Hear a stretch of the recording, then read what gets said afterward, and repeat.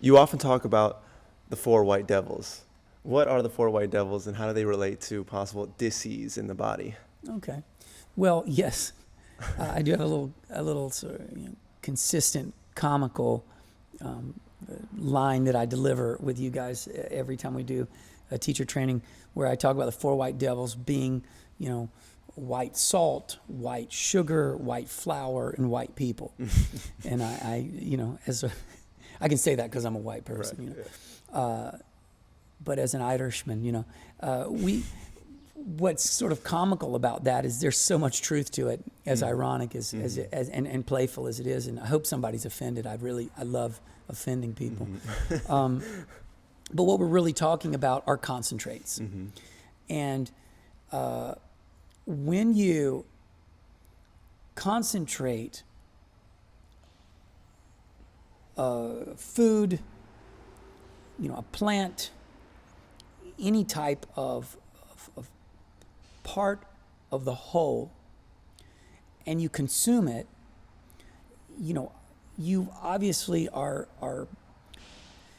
you're taking, this is either medicine or poison, depending on how you consume it. Because if you think about nature is so perfectly balanced when it produces something, which is why it doesn't produce a concentrate.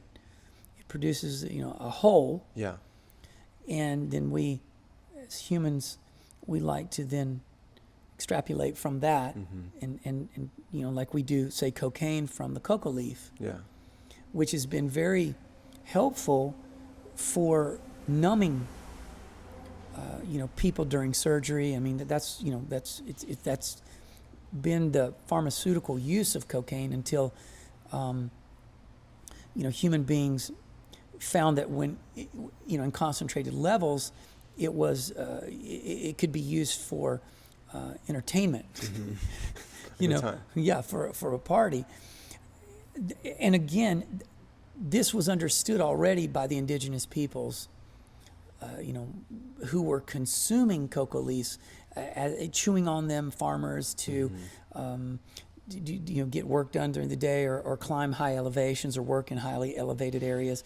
There was a use, Right. Yeah. but for chewing on the leaf. Yeah. When they figured out how to,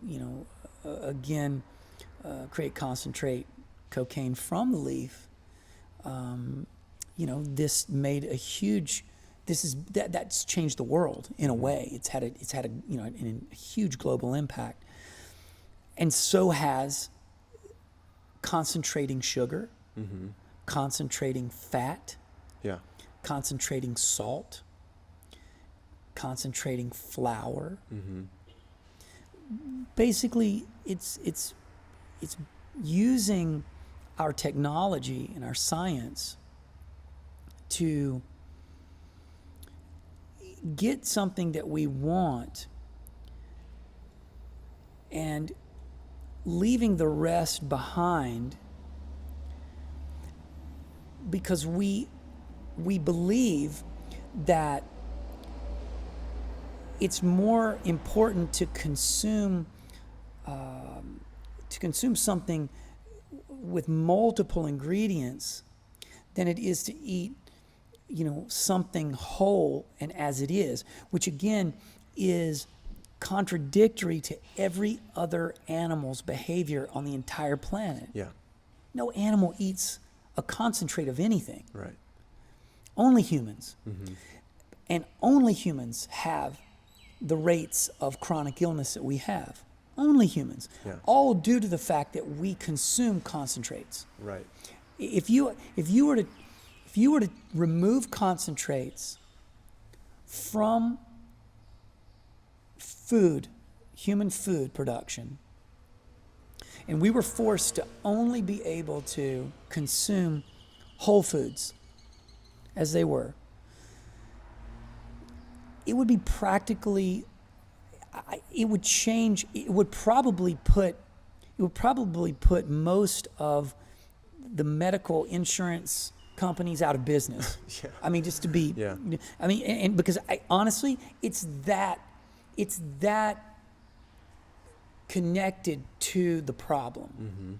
It's that much. If you were to take the lid off and look at the problem, it would be probably the biggest part of it. Yeah. Is the consumption of these concentrates. It's because we're talking about something like corn syrup. Which is in everything. In everything. We're talking about, high blood pressure from the fact that we put salt, concentrated amounts of salt in everything. Yeah. As an example, I can hardly eat out. Like when I order food out, it's very difficult for me to actually do that because food is always made so salty. My palate cannot handle it. Yeah. I don't eat I just sprinkle my food. Right. The lightest amount of sea salt. Yeah. And again, that is, in essence, in a way, it is a concentrate, but it's not. It is salt that is, concentrated as purely salt, but it wasn't extrapolated from something that like a salt plant Right. that then you had to go through a process like you would sugar cane. Yeah. You know what I'm saying? There's Yeah. nothing that I'm having to do. It's like it exists, and it just has to be. It does go through a certain kind of process, but it's not the same. Yeah. So when the body interacts with again, everything you put in the body is a chemical. So it's dealing with this chemical that's been consumed, and the body has to produce its own chemicals to neutralize, to consume, to balance, to properly deal with this my brain keeps going to this foreign invader, but I don't want to call food a foreign invader because I don't think that's fair. But I think that it is in a way like that when you are consuming these foods. It is like putting a foreign invader in the body. When you put a concentrated fat into the body that has been altered, as an example, where you've added a hydrogen, Right, molecule, free and radical. you've changed it because you want it to be more stabilized so that Yeah. it can last longer. The body is like, that's not familiar to the body. And so then the body has to address this, and it almost reacts to it like it's, some type of radical, Yeah. An imbalanced chemical reaction coming in and can create an imbalanced chemical reaction. Absolutely. Physiologically. Yeah. So it's Yeah. suddenly, it's like dealing with these radical elements, and it's like, what is this? And it's having to react to it. Or if you put a concentrated amount of sugar in the body, what the pancreas has to do, how much insulin it has to release in the body to basically bind to that and neutralize. Yeah. Or you'll die. Right. I don't think people understand what really being diabetic means. It means that if you cannot produce that on your own, your body literally goes into shock and you die. Right. And we're talking about sugar, It's people, and again, let me hype on sugar for a moment. Okay. If you think about this, when people say, well, I don't eat that much sugar, I would remind people that when you say you don't eat that much sugar, compared to what? If you are an ape, you're one of the great apes, and you look at your cousins, and you ask yourself, how much sugar does your cousin eat? It's practically none. Yeah. It's practically no sugar. Yeah. So when you say how much, sugar does an ape eat? Apes eat very little sugar. Humans consume tremendous amounts of sugar, comparatively speaking. Yeah. So we think we don't consume a lot of sugar because we're not eating candy and cake and dessert all the time. But the amount of sugar that's just in our regular food is far beyond what we would have in a natural environment where we were living as an indigenous animal. Yeah. We would just simply not have access to any concentrated forms of sugar, salt, fat. It just wouldn't exist. Yeah. So even what we think is a little is a lot. Yeah. And that's why chronic illness is so common in people. Even when people are suggesting, man, I eat a really good diet. What you think is a good diet, when you compare it to every other, and again, I'm not talking about some, I'm saying when you compare your diet to every other animal on the planet, it's completely off the charts in terms of the content of concentrates, the content of preservatives, of multiple ingredients in one single meal. No animal eats 6 ingredients in a meal. I mean, again, we're mono eaters. Yeah. We eat one thing. If you're eating ants, our cousins, if an ape eats an ant, it just sits and eats insects. It doesn't eat some ant with some salt, with a little bit of Guacamole. with a bit of a guac and some chips on the side. Yeah. I mean, look, I'm just as guilty. I certainly don't want to appear that I don't also enjoy the complexity, that you the delicious complexities you can create with food combination. I totally get it. But if you want to understand why you're not healthy, if you want to understand why the population's not healthy, you have to really be incredibly critical. Yeah. And you can't be critical unless you're able to take into your equation, under your microscope, unless you can take the ideal environment, the environment where we are, because as an example, we say to ourselves, what is the average 5'9" guy supposed to weigh? Well, what do we use for that? The BMI scale. Okay, what's the BMI scale? A ratio of height to weight. Okay, so body mass index Yeah. is a ratio of height to weight. So how in the world can you really adequately decide that that a person who's 5'8", 5'10", whatever, 5'8", is supposed to be this weight and this height, when everyone's bodies are so unique? Yeah. There are short people who are very stocky and muscular. There are short people who are incredibly thin, very, again, smaller bones, bigger bones. Right. Like, it's just the worst way, and it's so general, and it's so full of error that it's no wonder that we can't actually get a real